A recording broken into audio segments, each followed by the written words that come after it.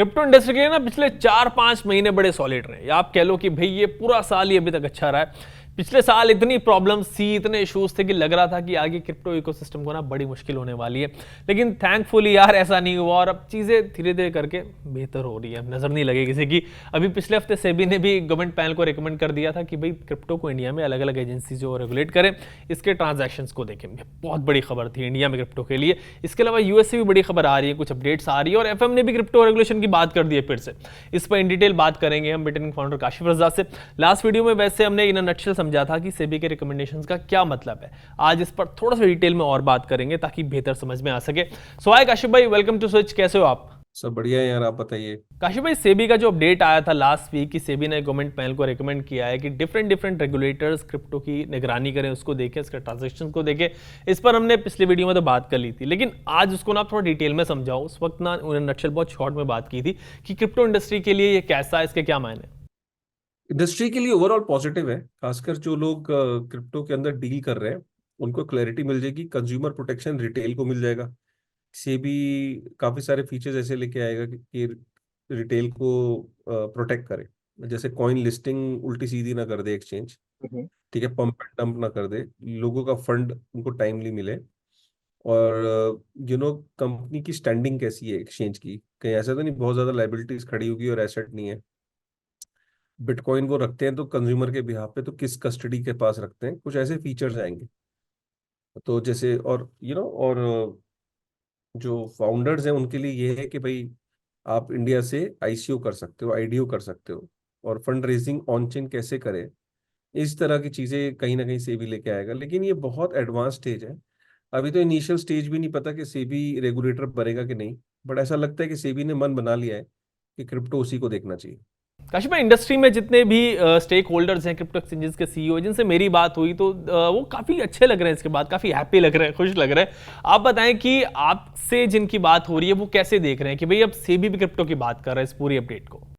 बहुत खुश है वो। और वो चाहते थे, शुरू से यही चाहते थे कि RBI is not the right regulator. RBI should look after only stable coin और सीबीडीसी स्टेबल कॉइन, या क्रॉस बॉर्डर पेमेंट, या पेमेंट एप्स। लेकिन जो बाकी काम है वो सब सेबी को देखने चाहिए थे, and they are happy because उनको लगता है कि SEBI is more understanding in terms of you know how the companies on chain should work. Tokenization के लिए SEBI is the expert body to speak to because they understand shares, so it is easy for them to understand tokenization of equity. So it's a good sign. Kashif भाई, हमने crypto industry, crypto stake holders की तो बात कर ली, लेकिन आम investor जो बेचारा आम आदमी है जो क्रिप्टो में इन्वेस्ट करता है, उनके लिए कैसा अपडेट है, उनको कितना फायदा होगा इससे, वो इसको कैसे देखें, ये जरा बताएं। इन्वेस्टर्स के लिए कि लिमिटेड कॉइन्स मिलेंगे, फ्रीडम नहीं मिलेगी। नेगेटिव साइड तो ये है, बट यही उनकी उनकी प्रोटेक्शन के लिए होगा। और प्लस काफी सारी लिमिटेड चीज एक्सेस होगा चीजों का। तो ये तो सीफाई इकोसिस्टम तो सारा रिंग फेंसिंग हो जाएगी। डीफाई को कैसे करेंगे ये I don't know, because DeFi को अभी तक यूएस भी नहीं कर पाया है। क्योंकि डीफाई को अंदर कोई केवाईसी वगैरह कुछ होती नहीं, तो डीफाई को एक्सेस करने के लिए अभी ऐसे सॉल्यूशंस भी नहीं आए हैं। काम हो रहा है, जैसे डिजिटल आइडेंटिटी पे काम हो रहा है कि डीफाई के अंदर अगर कोई एड्रेस है तो वो किसका है, डिजिटल आइडेंटिटी से मैप कर सकते हैं क्या, वो सब चीजें चल रहा है। डीफाई पासपोर्ट पे काम चल रहा है, बट अभी अर्ली स्टेजेस है, पॉसिबल नहीं है अभी। तो सी फाई को कर ले वही बहुत है। कश भाई, आप कह रहे हैं कि लिमिटेड कॉइन्स ही मिलेंगे, तो इन कॉइन्स में जो लोग इन्वेस्ट करते हैं ना रैंडम कॉइन्स में अदर देन बिटकॉइन, क्या वो कॉइन्स भी कम हो जाएंगे, क्या वो भी नहीं मिलेंगे अब लोग इन्वेस्ट करने के लिए?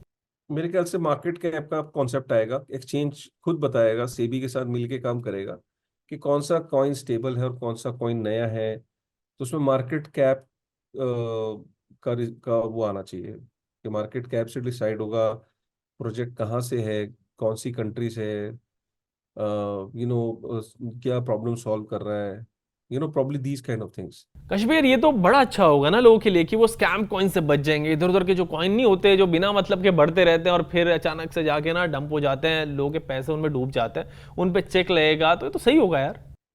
लेकिन लोग तो क्रिप्टो में पैसे बनाने आते हैं ना, तो उनके लिए ये अच्छी चीज नहीं है। वो तो ये कहेंगे यार हमें लोगों का क्या है, लोग लोग तो कहेंगे यार हमें तो पहले वाला मॉडल अच्छा लगता था। लोग कभी भी किसी चीज से संतुष्ट नहीं होते हैं। ये आप हमेशा याद रखिएगा जिंदगी में। लोगों का काम है कंप्लेन करना। जब वो मॉडल अभी अभी कुछ और परेशानियां है, कल को जब वो आएगा तो फिर और कंप्लेन्स होंगी। तो लोगों का देखिए विन विन मॉडल निकलेगा, जिसमें कंज्यूमर प्रोटेक्शन भी होगा और गवर्नमेंट भी अपना बात आके रखेगी। लेकिन फिर मैं क्या बोल रहा हूँ, कि ये सब C5 के अराउंड होगा। D5 को लेके मुझे नहीं लगता अभी कोई किसी भी कंट्री ने मॉडल बनाया कि D5 को कंट्रोल किया जा सके।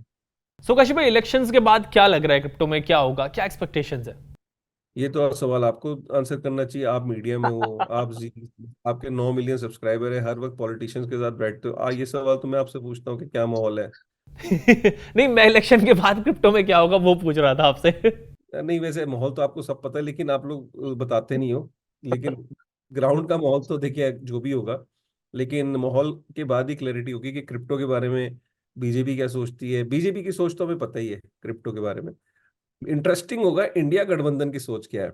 आज तक हमें अरविंद केजरीवाल, राहुल गांधी या ममता बनर्जी, इन लोगों का कभी भी टेक नहीं मिला। इंटरेस्टिंग होगा उनका उनका टेक भी समझना। अफसोस की बात यह है कि ऑपोजिशन ने भी क्रिप्टो की बात नहीं करी। तो बहुत दुख की बात है कि क्रिप्टो में इतने लोग हैं, उनके बारे में मैनिफेस्टो में एडिशन होना चाहिए था, but that's the way it is. Safer side पे चलती हैं political parties. Okay, let's see क्या होता है। अभी काशिफ में फिर से ना एफएम ने क्रिप्टो रेगुलेशंस की बात कर दी है। क्रिप्टो पे रेगुलेशन पे ग्लोबल अंडरस्टैंडिंग होनी चाहिए, का मतलब एफएम ने, फाइनेंस मिनिस्टर ने। तो ये एक अच्छा साइन है यार। यार ये स्टेटमेंट वो कई बार ही दे चुकी है, और इस पे काम भी हुआ है, G20 पे काम हुआ है।